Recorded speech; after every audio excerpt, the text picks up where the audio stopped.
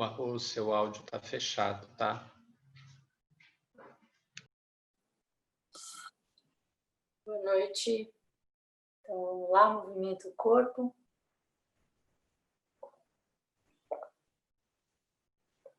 Para a gente ouvir, se abrir para ouvir Charlotte Jochbeck, no livro Sempre Zen.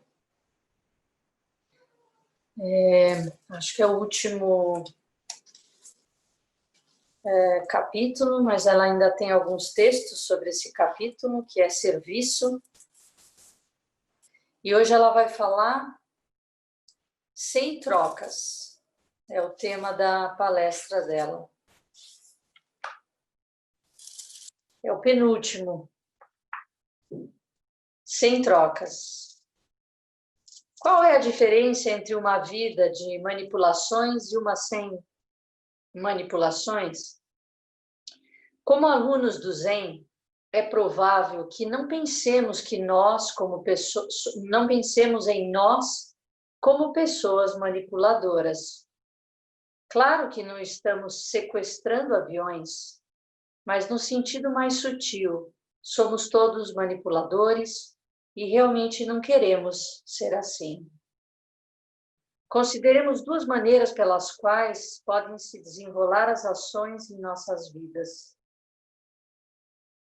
Por um lado, a ação pode ser ditada por nossa mente falsa, a mente de opiniões, de fantasias, de desejos, a mente pequena que encontramos quando sentamos. Por exemplo, por alguma razão, não apreciamos determinada pessoa e, por isso, tratamo-la de modo preconceituoso. Por outro lado, nossa ação pode advir do input sensorial que nossa vida recebe. Imaginemos que, ao ir de um lado para o outro na cozinha, deixo cair um cacho de uvas no chão. Observo, curvo-me, colho. Essa ação foi ditada pelo input sensorial e não é manipuladora. Todavia, vamos supor que tenho um conceito. A cozinha deve ser limpa. Por causa dele, procuro meios para limpá-la. Bem, está certo tê-lo, está ótimo que a cozinha fique limpa. No entanto, quando o conceito não é visto como tal, quando, por exemplo, vivemos numa família na qual ter uma casa limpa domina a vida doméstica, temos uma ação que foi produzida por um conceito e não brotou da percepção de uma necessidade. Foi algo decidido. Por exemplo, o nível de limpeza da cozinha será provavelmente ditado pelo fato de ter ou não crianças pequenas em casa. Se você tem 3 ou 4 filhos com menos de 6 anos, o chão não será imaculado, a menos que você seja o tipo de mãe que pensa que uma cozinha reluzente é mais importante do que a família. Alguns aqui cresceram em famílias iguais a essa. Nesses casos, algo está indo para trás. O conceito não é visto apenas como um conceito, mas como a verdade. As cozinhas devem ser limpas. É errado deixar as cozinhas sujas. Para corresponder aos conceitos, acabamos com a família, com as nações, com tudo. Todas as guerras baseiam-se neles, em alguma ideologia que uma certa nação afirma ser a verdade. A mente falsa é ditatorial, sempre querendo forçar o mundo a cumprir o conceito, em vez de abrir-se para a necessidade percebida. Por isso, quando a ação é regressiva, torna-se manipuladora. Precisamos de conceitos para poder funcionar. Eles não são o problema em si. O problema aparece quando acreditamos que eles são a verdade. Pensar que uma cozinha precisa ser limpa não é a verdade, é um conceito. A mente falsa lida com trocas, não com experiências.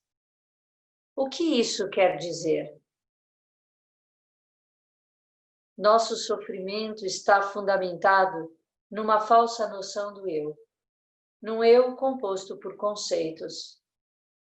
Se pensarmos que na realidade ele existe e acreditarmos que seus conceitos são a verdade, então começamos a sentir a necessidade de protegê-lo. Sentimos que é nosso dever satisfazer seus desejos. Se pensamos que uma cozinha precisa ficar limpa, então nos esforçamos para cumprir esse mandamento, mesmo que represente importunar e obrigar os outros a conseguirmos atingir nosso alvo. O eu é apenas uma pessoa que acredita que seus conceitos são a verdade, que está obcecada com a execução de conceitos que promovam seu prazer e conforto. Quando vivemos dessa forma, duas palavras governam o universo: eu quero. Se olharmos de fato, veremos que o eu quero está governando nossa vida. Pode ser que desejemos aprovação, sucesso, iluminação, sossego, estado de saúde razoável, excitações ou amor. Eu quero, eu quero, eu quero. Sempre porque estamos tentando tomar conta desse conceito que é, ao nosso ver, o eu. Queremos fazer com que a vida se encaixe em nossos conceitos. Por exemplo, se desejarmos dar a impressão de sermos altruístas, organizaremos tudo para que seja a impressão que iremos causar. O que talvez não tenha nada a ver com ser altruísta. Nenhum ato, nenhuma ação, parte alguma de nosso comportamento está livre da expectativa de troca. Quando executamos uma ação, esperamos uma retribuição. Em troca do que fazemos, esperamos um retorno. Nas trocas comuns, se você vende banana, eu dou-lhe dinheiro, terei bananas e é uma troca legítima. Mas o jogo em que entramos, quando esperamos algo em troca de nossos atos, não é bem este. Por exemplo, se eu dou um presente de tempo, dinheiro ou esforço, o que espero em troca? O que vocês esperam? Talvez eu sinta que tenho direito a um pouco de gratidão. Se dou alguma coisa, espero em troca uma outra coisa.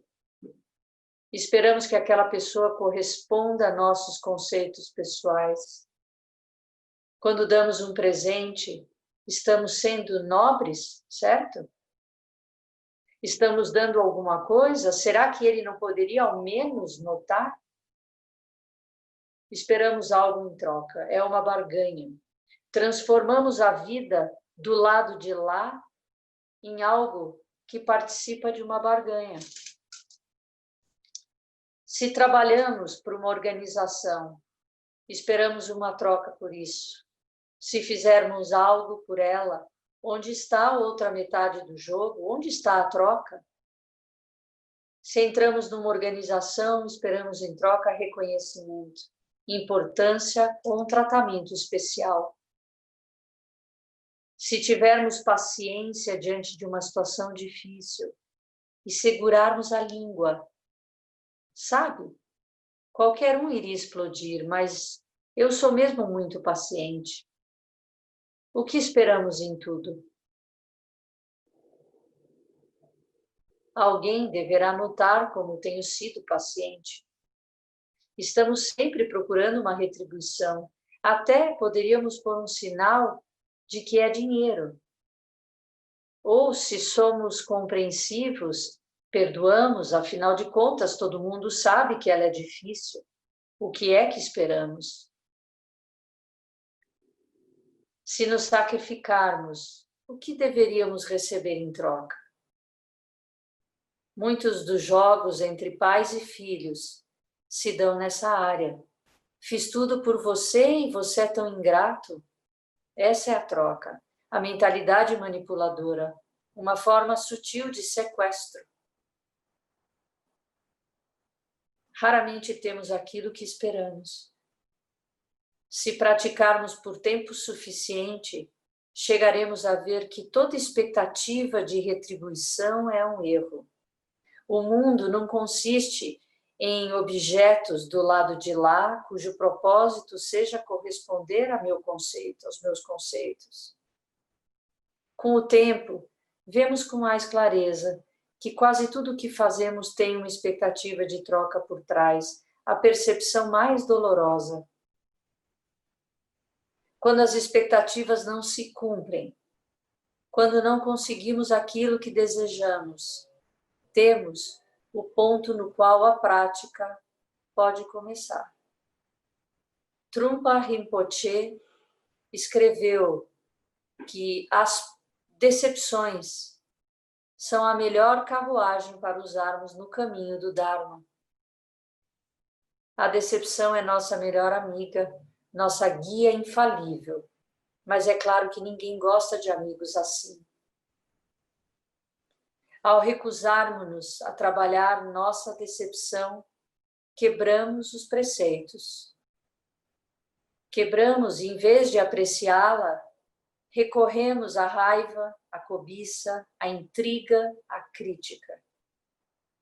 Contudo, proveitoso é justamente o momento em que podemos ser a decepção, e caso não estejamos dispostos a tanto, pelo menos deveríamos notar que não o estamos. O momento de uma decepção é um presente de vida incomparável, que recebemos muitas vezes por dia, se tivermos atentos.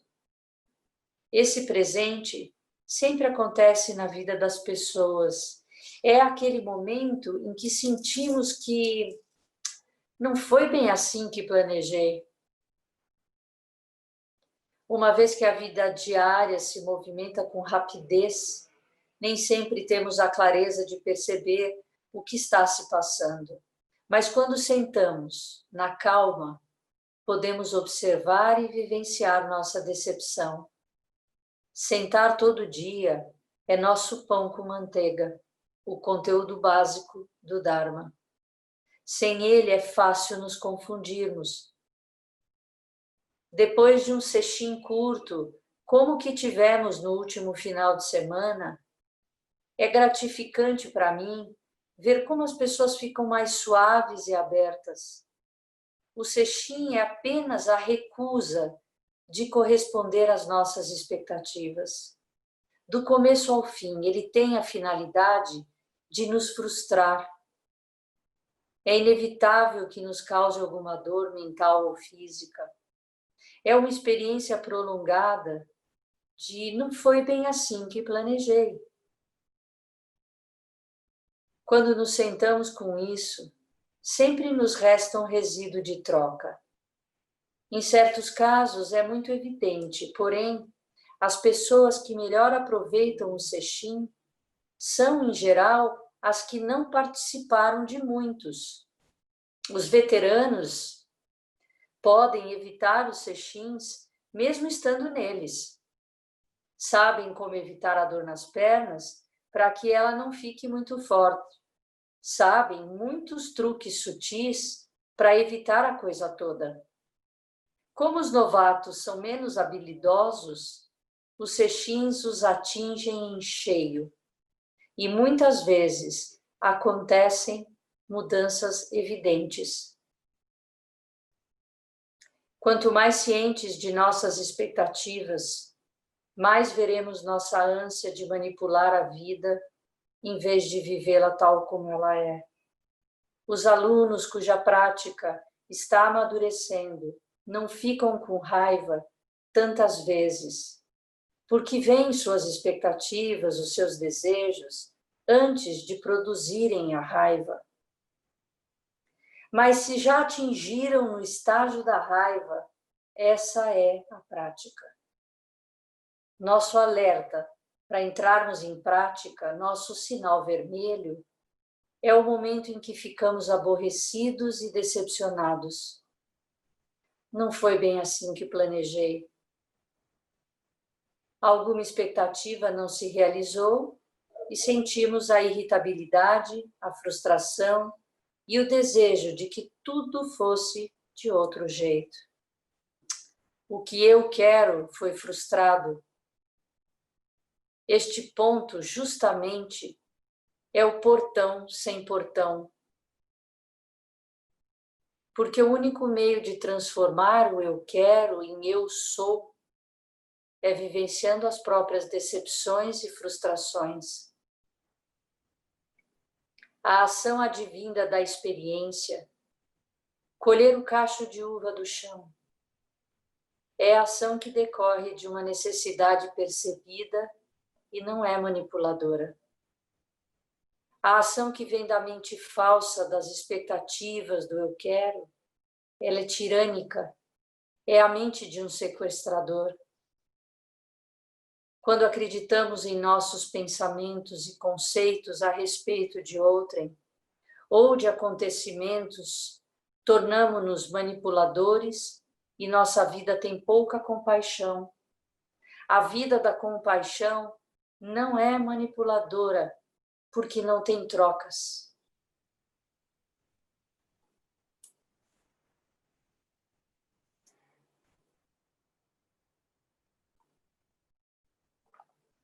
Ela encerra assim. Não há troca no coração compassivo.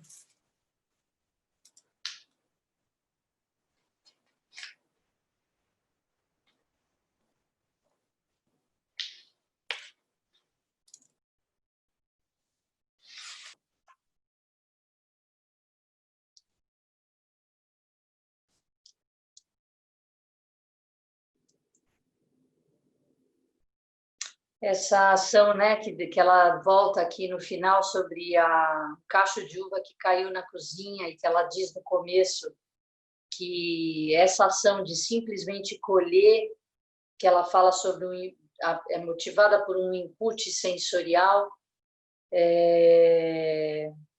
que é a mente, que é a ação não manipuladora, né? Essa mente não manipuladora.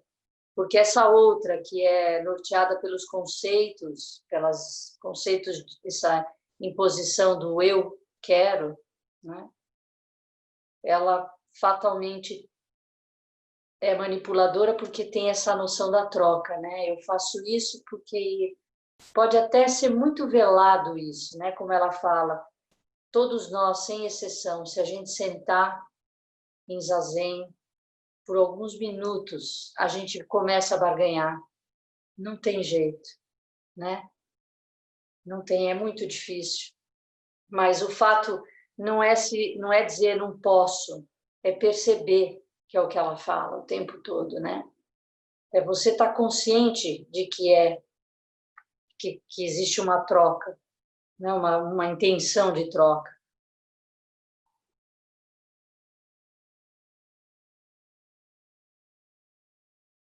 É incrível, ela escreve muito, muito bem, né? Ela tem uma capacidade de...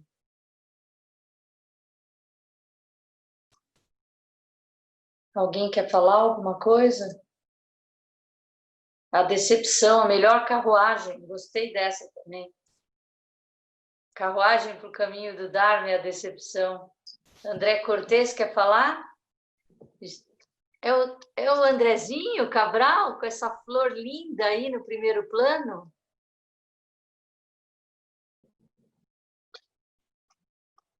Quer falar?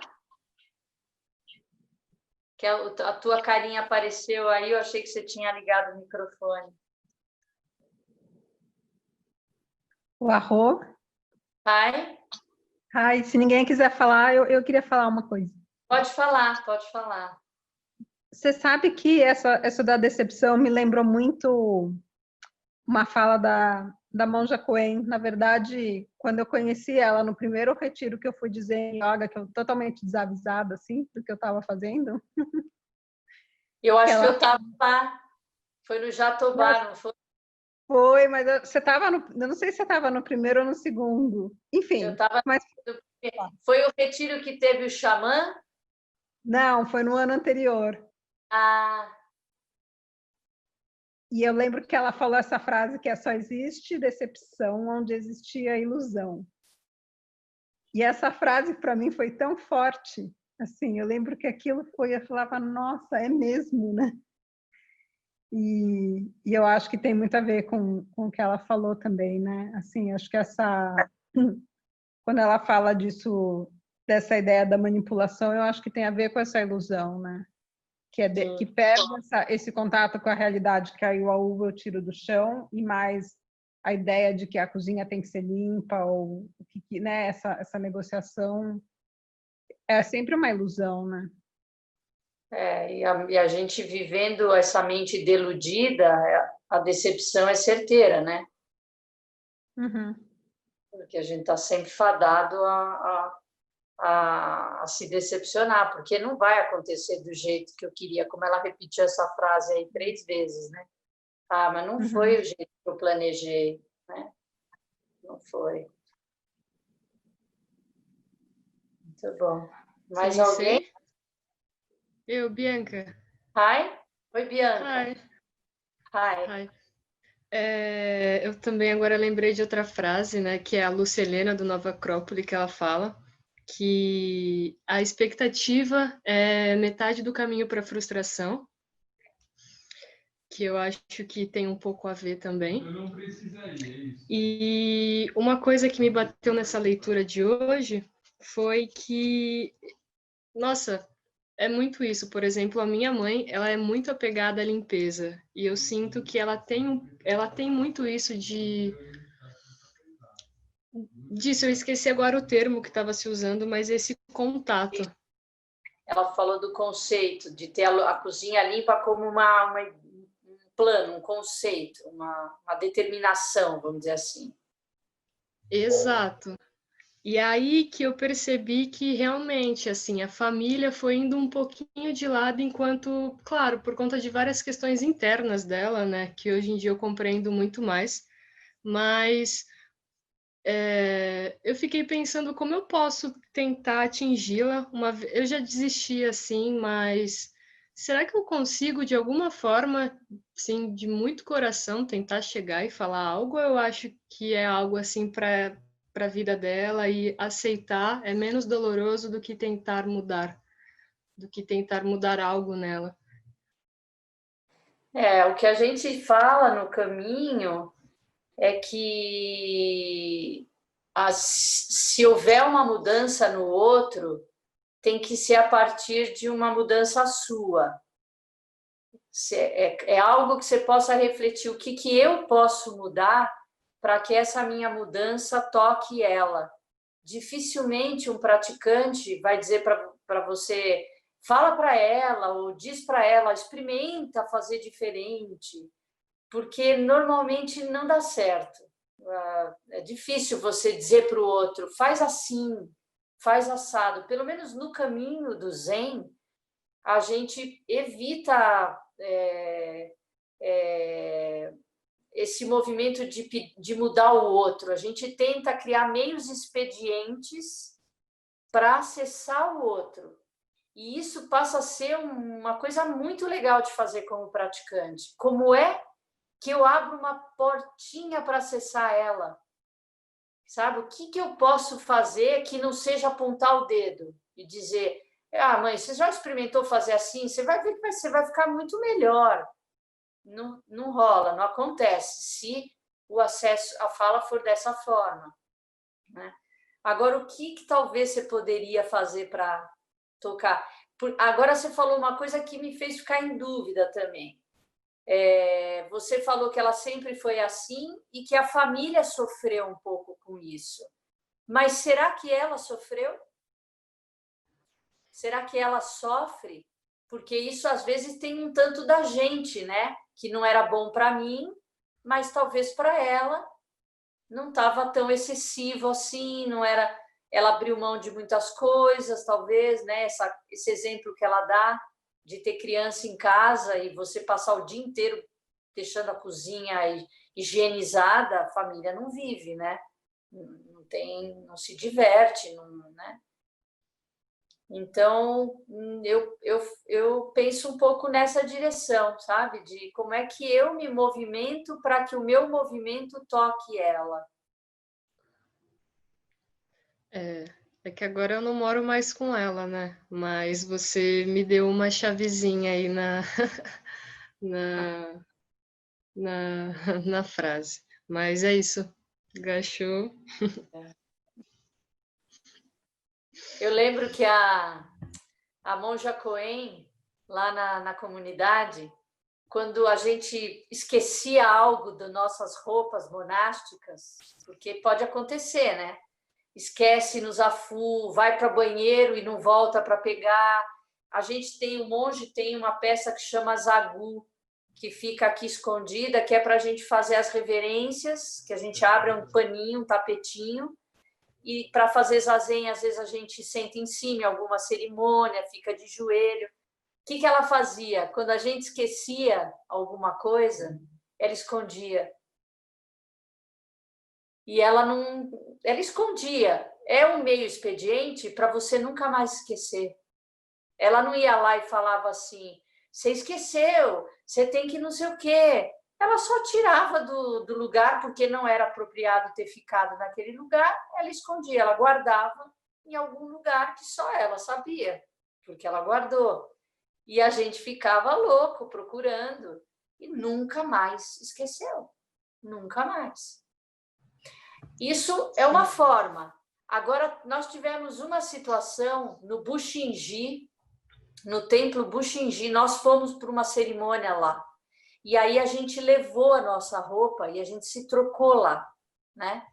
Você acredita que um monge esqueceu essa roupa preta, o koromo, pendurado na sala dos monges, onde eles se trocavam, né? Homens e mulheres se trocavam separados. Ele voltou um mês depois e estava lá, todo empoeiradinho, mas estava ali onde ele deixou. Você percebe que são duas formas diferentes de trabalhar a mesma coisa? Porque esse cara nunca mais esqueceu também. Só que ele não passou pelo pânico de terem jogado fora, de terem sumido, de alguém ter usado. Não, o pessoal deixou lá, entendeu que alguém esqueceu. Falou, vamos deixar porque a pessoa vai voltar. E ela vai certamente nunca mais vai esquecer nada aqui, né? Eu achei bem interessante isso, deles não terem mexido, não terem tirado, não terem guardado, não terem ficado procurando, sabe? Porque a gente, quando faz isso, a gente já está julgando, né? Quem foi que esqueceu? Ah, só pode ser tal pessoa. Ah, tá vendo como ele é desligado? Tá vendo como ele não presta atenção? Pronto, é a mente que a gente acessa, que não é só a ação adequada, né? A gente começa a construir julgamento, crítica, né? Me marcou muito essa história do Bushinji, deles não terem tirado a roupa deles, sabe, do lugar. E não era um monge de lá, né? Eles podiam muito bem ter falado, esqueceu, não. Achei bem, bem forte isso. Mais alguém?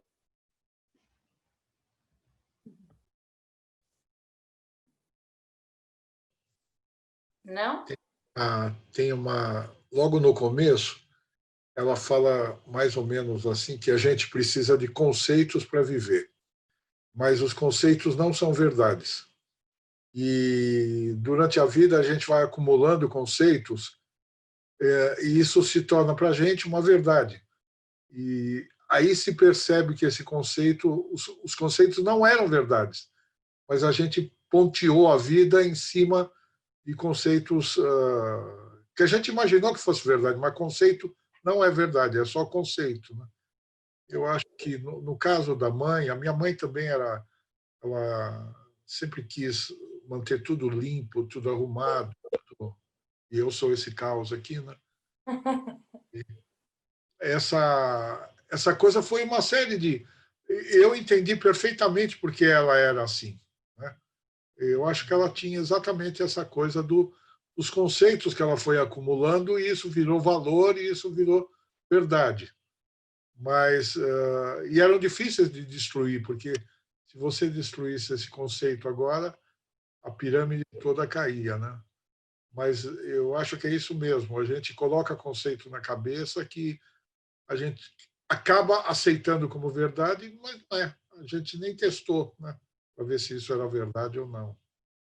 Não sei se é por aí que ela quis dizer, né? É por aí, acho que é isso mesmo. É isso mesmo. Não está errado ter os conceitos, não está errado querer uma cozinha limpa, né? Que é o exemplo que ela dá. Agora, o que você faz para ter essa cozinha limpa? Você tem que entender cada momento, cada circunstância, né? Você vai privar toda a família de uma relação, porque você encanou que tem que ser, né? Alguém mais? Arro, Ai, oi, Paulo. oi. Para mim foi importante ter ouvido que um principiante ou um novato, que é uma oportunidade num sexim, né? As dificuldades que aparecem, que para mim foi muito difícil mesmo, assim. Muito difícil. E olhar desse lado agora, de fato, ficou muito... tudo ficou muito evidente para mim, ficou muito estampado na minha frente, né? Não só pelo treino, mas também para ver, observar a minha vida no dia a dia, assim. E eu não fiquei criticando no dia seguinte, simplesmente fiquei olhando, falei, olha, eu deixo isso aqui jogado. Eu acho que é melhor eu pegar isso aqui, porque de fato dá uma sensação estranha ficar jogado. Então para mim foi importante ter ouvido isso. E essa relação de quando a gente dá alguma coisa esperando algo em troca, né? Parece mais que a gente está querendo comprar às vezes, né? Sim. Isso é muito duro, principalmente no mundo que a gente vive, né? De ter que ser vencedor, né? E ter que ser bom, né? Ela usa a E as palavra pessoas têm que barganha. gostar da gente, né? Ela usa a palavra barganha, né? Que é essa ideia de compra, né? Você está sempre dando uma... Não, mas eu achei também interessante essa parte. Eu não comentei, mas eu achei, porque é bem verdade. É A gente, forte, né? a gente que faz, você vê praticantes mais antigos, né? Que já sentam. A gente tem truque, sabe? Para não sentir tanta dor. A gente vai... Claro, porque a gente vai conhecendo mais os nossos limites, entendeu? Eu também eu não consigo mais fazer a meia lótus, que eu preciso fazer a birmanesa, que é deixar os dois pés no chão. Então a gente tanto que é muito comum quem vem para o Sextim a primeira vez tem insights incríveis, porque ele está totalmente aberto, tudo é novidade, ele fica numa certa tensão de presença, porque ele pode perder alguma coisa. E tudo é tão marcadinho que se ele bobear, é que a gente não fez presencial, mas tem a refeição, a gente come na sala de zazen, nas tigelas de Buda. É zazen, tem um ritual. Se você está ali pirando, comendo e viajando, alguma coisa aconteceu e você não percebeu, e às vezes a pessoa não recolheu a tua água e você vai ter que tomar aquela água que é a água que limpou as tigelas.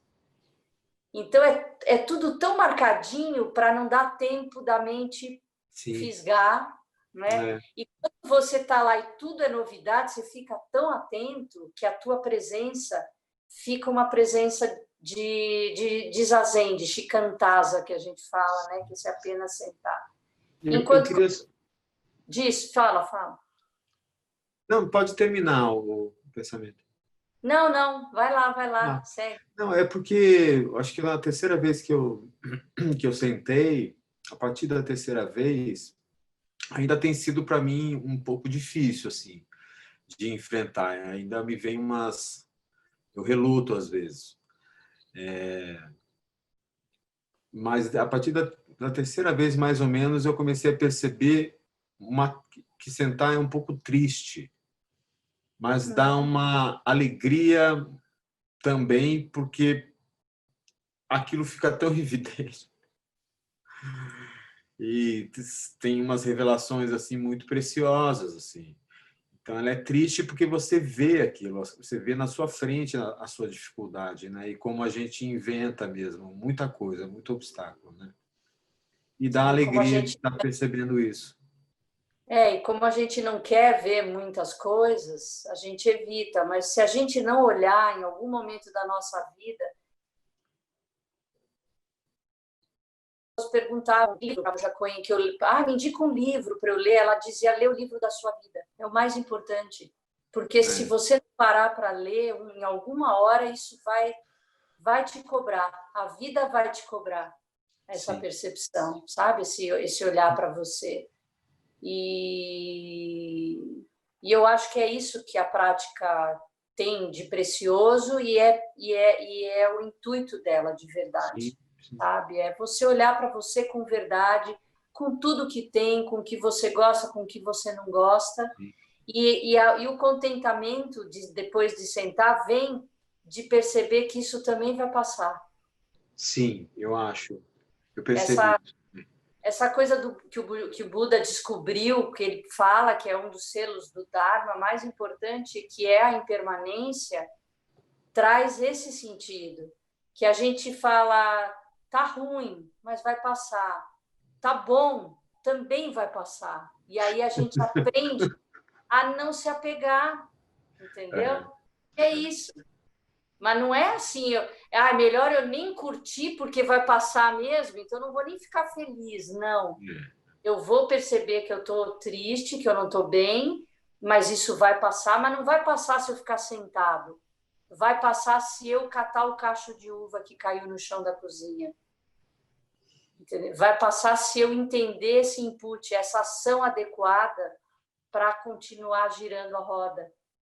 Entendeu? Por isso que eu gosto que o Zen é essa observação, mas é ação imediata. Ele é essa percepção, mas inclui uma ação.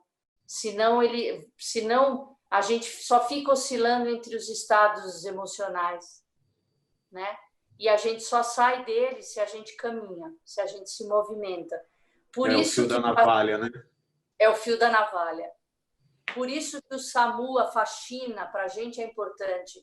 Às vezes eu tô com alguma questão que eu não consigo parar, eu vou lavar roupa, eu vou lavar louça, eu vou passar ferro, eu vou fazer algo físico que me tire daquele estado mental. A gente precisa, são meios expedientes para isso, não tem jeito, todos nós, sem exceção. Sim. Sabe? Desde a pessoa mais iluminada, a Joko Beck, você vê quantas vezes ela fala: eu sou insuficiente ainda, né? Eu não conheci ninguém que fique nesse estado por muito tempo, porque não tem, enquanto a gente está aqui, e a nossa vida depende dos relacionamentos, depende de tudo que acontece em volta, então não dá para ser como eu quero, a cozinha não pode ser limpa 100%, porque eu tenho criança, eu tenho um filho, você percebe o sofrimento de você querer controlar, né? Cortou? Não, ele tá oscilando a energia. Então tá. Muito bom, foi Obrigado. muito bom. Vamos encerrar? Amanhã será o último capítulo. Não percam, porque é bárbaro. É a parábola de Muxim. É demais essa parábola de Muxim, que é o último capítulo, é o último texto, na realidade. Tá bom? Então, vamos encerrar. Que os méritos de nossa prática, todos os seres, e que possamos nos tornar o caminho iluminado.